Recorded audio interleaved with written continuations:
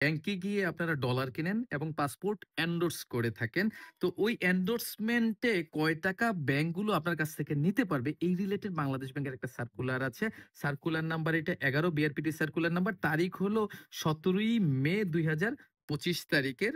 সেখানে বাংলাদেশ ব্যাংক বলে দিয়েছে যে এন্ডোর্সমেন্ট ফি বা চার্জ হিসেবে সর্বোচ্চ ৩০০ টাকা কাস্টমারের নিকট থেকে একটা ব্যাংক আদায় করতে পারবে। তার বেশি আপনার অন্য কোনো নামে আপনার কোনো ফি বা চার্জ এই উদ্দেশ্যে যদি কোনো কাস্টমার যায়, তার কাছ থেকে নেয়া যাবে না বলে এই যে নাম্বার পয়েন্টে কিন্তু বাংলাদেশ ব্যাংক ক্লিয়ারলি বলে দিয়েছে। সরকারি, বেসরকারি, আমাদের দেশি, বিদেশি যেকোনো শিডিউল ব্যাংকে যখন আপনি যাবেন এন্ডোর্সমেন্ট করাইতে আপনার পাসপোর্টটা, তখন আপনার কাছ থেকে কিন্তু জাস্ট ৳৩০০ পর্যন্ত চার্জ তারা নিতে পারবে। তার বেশি যদি চার্জ নিতে চায় বা নিয়ে থাকে, তাহলে কিন্তু আপনি চাইলে বাংলাদেশ ব্যাংকের এই সার্কুলার যেহেতু ভায়োলেশন হচ্ছে, আপনি সেই ব্যাংকের হেড অফিসে অভিযোগ জানাতে পারেন। এছাড়া বাংলাদেশ ব্যাংকের হটলাইন 16236 এই নাম্বারে ফোন করে কিন্তু অফিস টাইমে আপনারা কমপ্লেইন জানাতে পারেন।